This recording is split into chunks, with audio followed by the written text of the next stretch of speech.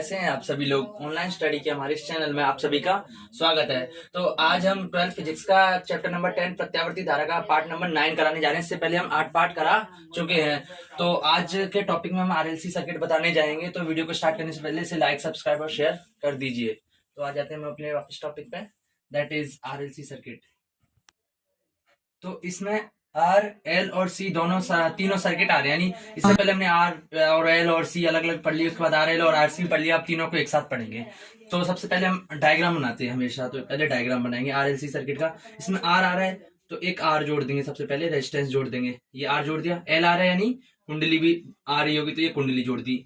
और इसके बाद एक कैपेसिटेंस संधारित्र भी आ रहा है, उसको भी हमने जोड़ दिया। तो इसमें आर एल सी तीनों आ गए, ये आर आ गया, ये एल आ गया, ये सी आ गया। इसके सिरों पे मैंने वोल्टेज वी आर मान ली, इसके सिरों पे मैंने वी एल और इसके सिरों पे वी सी। आर रेजिस्टेंस इसलिए वी आर, एल है कुंडली इसलिए मैंने एल मान लिया। और आप कुछ भी मान सकते हो, ये जनरली नोटेशन होता है। और ये किससे जुड़े, अल्टरनेटिंग करंट से जुड़े हुए हैं, अल्टरनेटिंग करंट से जुड़े हुए हैं, है ना। अब देखो ये हो गया वी हो गया वोल्टेज, है ना। तो अब मैंने पूरा ये डायग्राम बना लिया। अब इसको मैं सीधे एक सदिश निरूपण करके इसको सॉल्व करता हूं। तो इधर मैं एक सदिश निरूपण करता हूं भाई, इसका इस तरफ ही करता हूं मैं।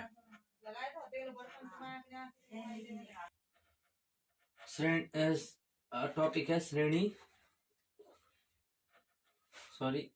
एलसीआर, जो सर्किट है, जो ये परिपथ है उसका सदिश निरूपण करेंगे। परिपथ का सदिश आरेख, जैसे हमने आर एल सर्किट में और आरसी सर्किट में सदिश आरेख खींच के फिर उनसे हम डेरिवेशन की थी, बस बिल्कुल ऐसी एज इट इज अप्रोच हम इसी में रखेंगे। इस क्वेश्चन में भी, इस टॉपिक में भी यही अप्रोच रखेंगे, सदिश आरेख ये है। अब मुझे पता है सदिश आरेख बनाना है, तो सबसे पहले मैं एक्सिस मान लूंगा, बना लूंगा। ये बनाई मैंने एक्सिस, और सबसे पहले मैं बनाऊंगा एक को मानूंगा और उसके हिसाब से दूसरा, मैं एक को बेसिस मान के दूसरा मैं दूसरे का ग्राफ बनाता हूँ। मैंने हमेशा ऐसे करते आ रहा हूँ और आप भी ये करना, ज्यादा आसानी पड़ती है। तो सबसे पहले मैं आर का बनाऊंगा। तो वी आर का मान लिया, इस डायरेक्शन में मैंने, इस डायरेक्शन में बह रहा है ना। तो जो मैंने बताया था कि जब प्योर आर का पढ़ाया था, तब मैंने बताया था कि जब आर में से करंट, एसी करंट बहती है, तो जो करंट होती है वो उसी डायरेक्शन में होती है जो वोल्टेज की डायरेक्शन में होती है। तो जो आई की वैल्यू होगी वो इसी डायरेक्शन में होगी, और यहां से इसी डायरेक्शन में आ रही है तो सब में इसी डायरेक्शन में आई की करंट जाएगी। यानी देखो अब ये सीरीज में लगे हुए, तो सीरीज में करंट सेम रहती है, डायरेक्शन भी सेम रहती है ना। तो जो वी आर के लिए जिस डायरेक्शन में आई एम आई हो, वीसी के लिए भी उसी डायरेक्शन में रहेगी, इसी में रहेगी। तो करंट की डायरेक्शन तो फिक्स रहेगी। अब हम वी आर का कर लिया, अब हम वी एल पा जाते हैं। तो मैंने बताया था कि जो कुंडली होती है उसके लिए जो वोल्टेज होती है वो करंट से π/2 ऊपर होती है। तो वी एल यहाँ पे आ जाएगी, मैंने बता चुका हूँ ये प्योर एल के लिए। और वीसी के लिए ऐसा होता है कि जो करंट होती है वो π/2 आगे होती है, यानी वोल्टेज पीछे हो जाती है π/2। वीसी के लिए तो वीसी इधर आ जाएगा, वीसी इधर आ जाएगा, है ना। तो अब ये बना लिया, यहाँ तक तीनों का हमने बना लिया। अब देखो कि ये दोनों तो अपोजिट डायरेक्शन में, तो एक दूसरे को कम करने की कोशिश करेंगे। अपोजिट डायरेक्शन में होते हैं, जैसे दो जने हैं, एक उधर से खींचा, एक इधर से खींच रहा है। मान के चलो दो जने हैं, एक 3 न्यूटन का फोर्स इधर लगा रहा है और एक 5 न्यूटन का फोर्स इस तरफ लगा रहा है। तो नेट फोर्स कितना होगा? नेट फोर्स ऑब्वियसली पता चल रहा है कि इस डायरेक्शन में होगा, क्योंकि इधर ज्यादा लग रहा है ना। तो वस्तु इस तरफ खिसकेगी, इस तरफ खिसकेगी। कितना ज्यादा होगा? इसमें से इसको घटा देंगे तो 5 - 3 बराबर 2 न्यूटन। 2 न्यूटन इस डायरेक्शन में आ जाएगा। तो सेम टू सेम ऐसे ही करेंगे कि इन दोनों में से कोई ना कोई एक बड़ा होगा। मैंने मान लिया VL बड़ा है, मान लिया मैंने VL बड़ा है। आप VC मान लो तो नीचे आ जाएगा, नीचे की तरफ नेट आ जाएगा। तो मैंने मान लिया VL बड़ा है, तो इन दोनों का नेट क्या आ जाएगा? VL - VC। ये मान के चलो इस डायरेक्शन में VL बड़ा है वोल्टेज, है ना। तो इस डायरेक्शन में आ गया, तो इन दोनों का नेट यहाँ पे आ गया, है ना। तो इन दोनों की जगह मैं क्या लिख सकता हूँ? इन दोनों को हटा के मैं VL - VC लिख सकता हूँ इस तरफ, है ना। और VR इधर है तो इनका नेट किधर आ जाएगा? इनका नेट आ जाएगा लगभग इनके बीच में, क्योंकि ये परपेंडिकुलर है। परपेंडिकुलर है ये तो 90 डिग्री में, तो 90 डिग्री में तो इनके बीच में कहीं ना कहीं होगा वी नेट क्या होगा? VN। और RLC सर्किट है तो RLC, वी नेट RLC आ जाएगा। और ये 5 एंगल मान लिया मैं, किस एंगल पे भाई? इससे करंट से किस एंगल पे? क्योंकि मैंने एंगल चाहिए ना, जब हम ग्राफ बनाते हैं, डायग्राम बनाते हैं, तो हमें फेजर एंगल भी चाहिए होता है। तो ये 5 है, तो हम निकालते हैं। तो ये सब समझ में आ गया आपको यहाँ से?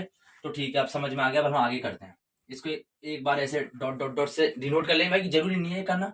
पर अब हमें जो रेजिस्टेंस का होता है, नेट रेजिस्टेंस का, उसका फॉर्मूला ड्राइव करेंगे। तो मुझे पता है कि ऐसे बना लेता हूं मैं एक तरह से डॉट डॉट डॉट।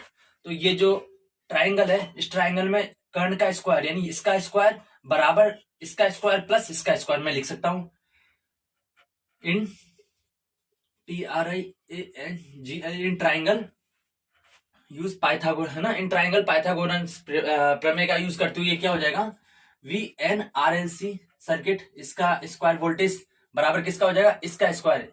ये कितना है, ये देखो इसके और इसके पैरेलल है, ये दोनों पैरेलल है, तो इसकी जो वैल्यू होगी वो इसी के बराबर होगी। और इसकी वैल्यू कितनी है, इसकी वैल्यू है VL माइनस VC, तो VL माइनस VC का स्क्वायर प्लस ये बेस कितना है, बेस है ये R आ रहा है इधर, तो VR का स्क्वायर हो जाएगा, है ना, VR का स्क्वायर हो जाएगा।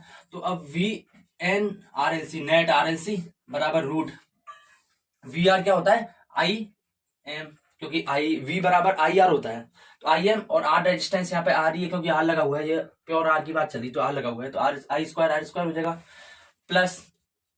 और VL का क्या होता है, VL का होता है XL होता है, क्या होता है, XL होता है। और IM क्योंकि V बराबर IR होता है ना, V बराबर IR होता है, तो जो कुंडली के लिए I तो उतनी रहेगी, सेम रहेगी सबके लिए, तो लेकिन जो रेजिस्टेंस है कुंडली के लिए XL से डिनोट करते हैं, जो किसके बराबर होता है, XL होता है L ओमेगा के बराबर। इधर लिख देता हूं नोट, XL बराबर L ओमेगा एंड XC होता है ना, वो होता है 1/C ओमेगा, ये होता है, आपको पता है। तो IM XL माइनस ये हो जाएगा IM XC का whole square, we can right.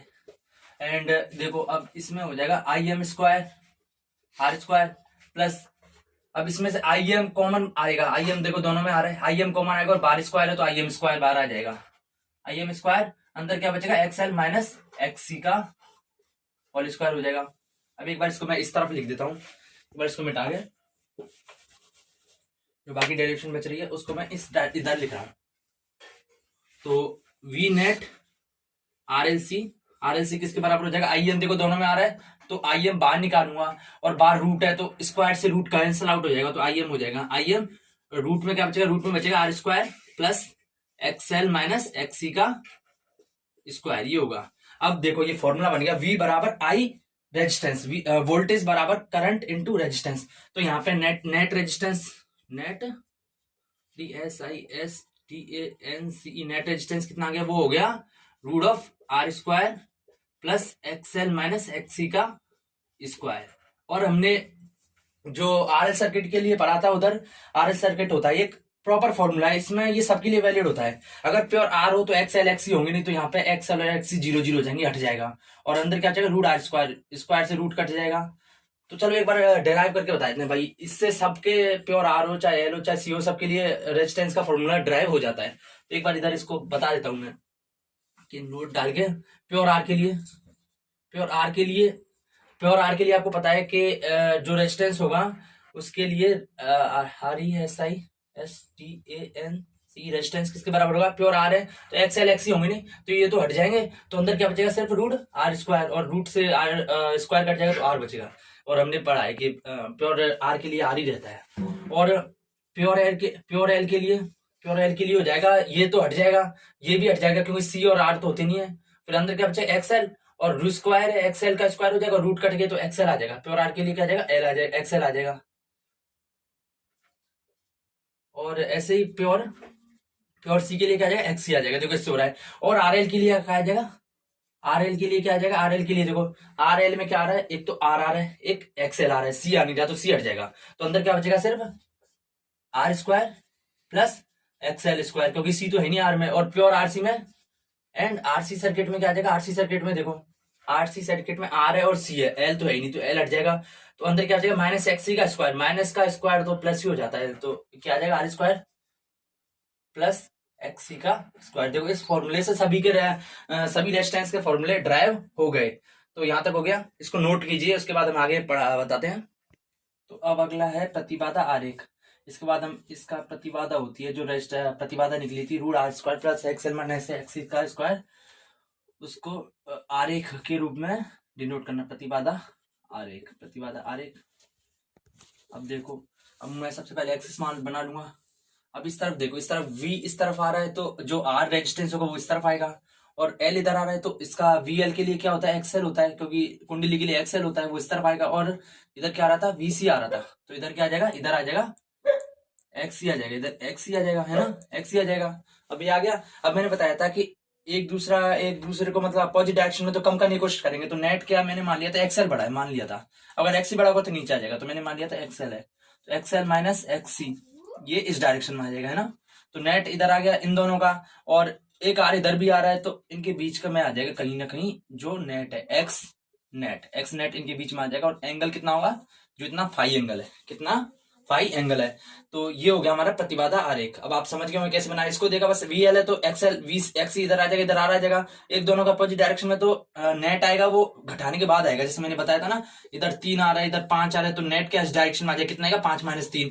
तो मैंने वैसे ऐसे किया, इधर 5 है इधर 3 है, तो 5 माइनस 3 इस तरह से लिख दिया, है ना। तो इन दोनों का, तो इन दोनों की जगह मैं क्या लिख सकता हूँ, ये लिख सकता हूँ। और एक इधर आ रहा है, इधर भी आ रहा है, इसका तो भी मैंने यूज नहीं किया ना। तो अब इसका यूज करूंगा कि इसका और इनके दोनों परपेंडिकुलर है, तो इनका जो नेट होगा वो इनके बीच में कहीं लाई करेगा, और एंगल कितना बनाएगा आर से, वो 5 बनाएगा। तो अब ये एंगल ज्ञात करते हैं कि भाई ये एंगल कितना होता है, फेजर एंगल। तो फाइंड करते हैं। तो अब देखो ये एक तरह से मैंने कर लिया ट्राइंगल, इसको मान लिया ए बी सी। तो मैंने मान लिया इसको इस तरफ लिख देता हूँ, एक बार इस तरफ लिख लेता हूँ, ट्राइंगल ए बी सी में, ट्राइंगल ए बी सी में मुझे चाहिए फाई है। तो मैंने मान लिया tan theta tan phi. Tan theta होता है तो क्या होता है, लंब बटा आधार होता है टेन थीटा, और इधर फाई है तो एंगल तो आ रहा है थीटा मानो फाई मान लो, कुछ ही मान लो। तो फॉर्मूला होता है लंब बटा आधार। तो यहाँ लंब क्या है, बीसी अपॉन एसी हो जाएगा, क्या जाएगा बीसी अपॉन एसी। और बीसी कितना है, बीसी हमारे पास देखो ये पैरेलल है, इसके समांतर है ये वाली, तो जो इसकी वैल्यू होगी वही इसकी वैल्यू होगी। तो मैंने मान लिया एक्सएल माइनस एक्सी है, ये दे रखा है देखो उधर, अपॉन नीचे एसी कितना आ रहा है, एसी आ रहा है आर आ रहा है। तो टेन फाई क्या आ जाएगा, टेन फाई को मैं एक बार दोबारा से लिख देता हूँ, वो हो रहा है XL minus XC upon R, ये आ गया। और फाई क्या आ जाएगा, फाई आ जाएगा tan inverse XL minus XC upon R, ये आ जाएगा। क्योंकि इस तरफ भेजेंगे तो इनवर्स में पहुंच जाएगा। अगर एक्सी बड़ा है तो एक्सी माइनस एक्सएल हो जाएगा, अगर एक्सएल बड़ा है तो एक्सएल माइनस एक्सी हो जाएगा। वो आप देख लेना कि किसकी वैल्यू ज्यादा आ रही है। अब हम बनाते हैं फेजर आरेख। क्या बनाते हैं, फेजर आरेख। किसके लिए बना रहे हैं हम, जब VL is greater then VCO, VL is greater then VCO, उसके लिए बना रहे हैं। एक बार इसको ये देख लो, ये इधर प्रतिरोध अक्ष है, में आप समझ गए होंगे, इधर प्रतिरोध आ रहा है तो प्रतिरोध अक्ष है, और ये एक्सएल एक्सी क्या होती है, प्रतिबाधा। तो इसको प्रतिघात अक्ष, ये क्या है, प्रतिघात अक्ष, यानी जो वाई एक्सिस है उसको प्रतिघात अक्ष मान लिया, एक्स एक्सिस है उसको प्रतिरोध अक्ष मान लिया। तो VL is greater then VC के लिए करा रहा हूं मैं, फेजर आरेख बना रहा हूं। तो सबसे पहले मैं एक्सिस मान लेता हूं, ये है ना, ये है। अब मुझे पता है कि सबसे पहले मैं एक को मानूंगा, उसके हिसाब से दूसरा बनाऊंगा। तो मैंने मान लिया VMR के लिए, प्योर आर होता है ना, उसके लिए VR आता है, तो VR के लिए मान लिया मैंने, भाई VR यहाँ पे आ रहा है ना। तो VL क्या आ जाएगा, VL मुझे पता है कि अभी इसमें देखो VR इधर आ रहा है, VL क्या आ रहा है उससे π/2 ऊपर आ रहा है, तो π/2 ज्यादा, यानी π/2 लगभग यहीं कहीं होगा। तो इधर क्या आ जाएगा, इधर आ जाएगा VL, VL आ जाएगा। इनके बीच का एंगल कितना है, इनके बीच का है π/2, कितना है π/2। अब मुझे पता है VC क्या है, उससे π/2 नीचे है, इससे π/2 नीचे, यानी इस तरफ आ जाएगा VC, इनके बीच में भी एंगल π/2 है, ये क्या आ जाएगा VC आ जाएगा, VC आ जाएगा, है ना। तो ये दोनों अपोजिट डायरेक्शन में, तो इनका नेट मैंने बताया था कि ऊपर आ रहा है, मैंने VL is greater then VC मान लिया, तो ऊपर आएगा नेट। तो इधर मान लिया VL माइनस VC मान लिया, है ना, मान लिया। तो देखो इनका नेट इधर आ रहा है VL माइनस VC, और ये VR है, दोनों परपेंडिकुलर, तो इनके बीच का जो नेट रेजिस्टेंस होगा वो कहाँ आ रहा होगा, वो आ रहा होगा इनके कहीं बीच में। तो VNRLC मान लिया, नेट RLC सर्किट का नेट मान लिया, है ना, जो यहाँ पे आ रहा था। और इनके बीच में एंगल कितना आ रहा था, इनके बीच में एंगल देखो, इनके बीच में एंगल आ रहा था फाई, आर और RLC के बीच में फाई आ रहा था, तो इनके बीच में क्या आ जाएगा, एंगल फाई आ जाएगा, है ना। और ये टोटल कितना है, टोटल है ओमेगा टी, टोटल कितना है ओमेगा टी एंगल है। क्योंकि जो नेट आएगा वो हमने सर्किट बनाया था, अभी ऐसे करके बनाया था, RLC पूरा लिया था हमने, तो उसमें ये जुड़ रहा है। तो जो ये नेट है, इन तीनों का जो नेट योग होगा वो इसके बराबर होगा, है ना, इसके बराबर होगा। ऑब्वियसली इनका जो नेट आएगा, V1 आ रहा है, VR आ रहा है, VL आ रहा है, VC आ रहा है, इनका नेट होगा वो इसके बराबर होगा। क्योंकि ये जो यहाँ पे जो वोल्टेज है वो सब में बट रही है, सीरीज में वोल्टेज डिवाइड हो जाती है, बट जाती है, अलग अलग हो जाती है। तो और यहाँ पे कितना आ रहा था, यहाँ पे आ रहा था VM sin ओमेगा टी आ रहा था, कितना आ रहा था sin ओमेगा टी, है ना। एंगल कितना आ रहा था, ओमेगा आ रहा था, ओमेगा टी आ रहा था, है ना। यानी जो यहाँ पे इनका बीच का एंगल ओमेगा टी आ रहा था। तो जो नेट का आएगा, जो नेट रजिस्टर वोल्टेज होगी उसका एंगल भी ओमेगा टी होगा, तो ये ओमेगा टी हो गया, ओमेगा टी हो गया, और इनके बीच में फाई एंगल हो गया, और वी आर क्या हो जाएगा, वी आर का एंगल क्या हो जाएगा, इससे इससे हो जाएगा ओमेगा टी, पूरे में से ये फाई घटा देंगे तो ओमेगा टी माइनस फाई, और ये पाई बाई टू है, ये क्या है पाई बाई टू है। ये V L is greater than VC के लिए है। अब मैं मान के चलो वीसी सपोज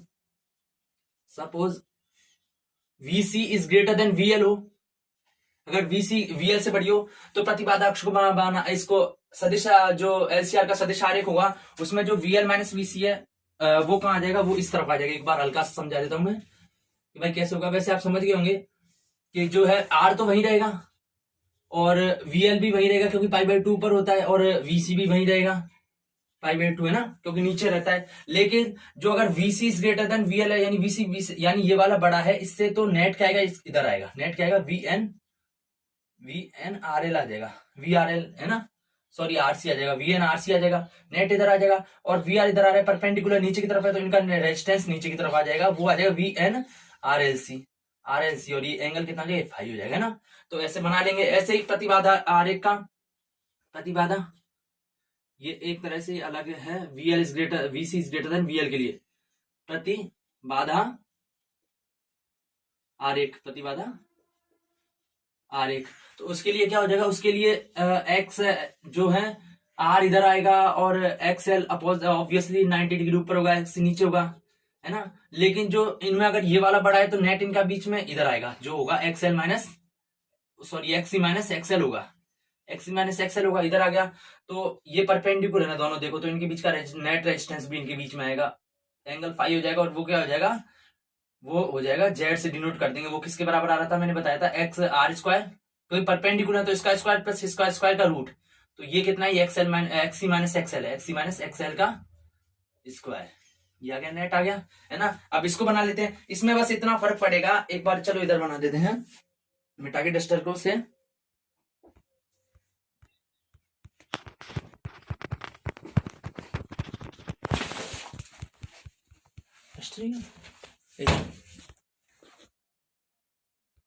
और VC इज ग्रेटर, अभी तो VL is greater then VC के लिए इसका बनाया। अब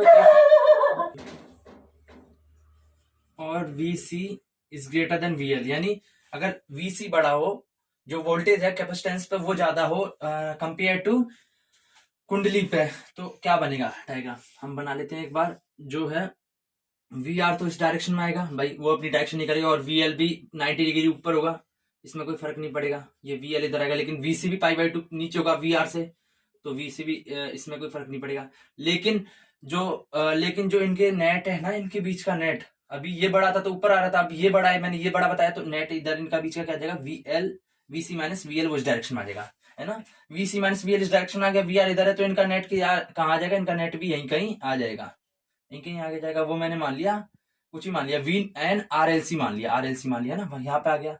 अब इनके बीच में बस एंगल बना लेते हैं, तो ये पाई बाई टू है, ये कितना है, पाई बाई टू है, और जो है ये एक्स एक्सिस से ओमेगा टी बना रहा है, कितना बना रहा है, ओमेगा टी बना रहा है यहाँ से, है ना, ओमेगा टी बना रहा है, और ये भी पाई बाई टू है, तो ये क्या जाए, पाई बाई टू है पूरा, तो और ये सॉरी ये है ओमेगा टी,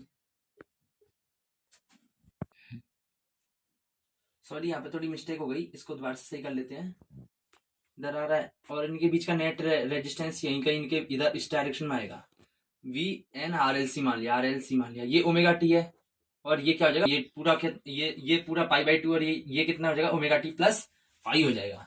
सो अब सबका बता दिया, जब VL is greater then VC हो तब ये बता दी, इससे पहले मैंने बता दी, तो ये डायग्राम बनेगा, इससे पहले वाले भी बनेंगे, VL is greater then VC हो, अगर VC बड़ा हो VL से तब इस टाइप के डायग्राम बनेंगे, और मैंने बता दिया कैसे क्यों बन रहे हैं ऐसे डायग्राम।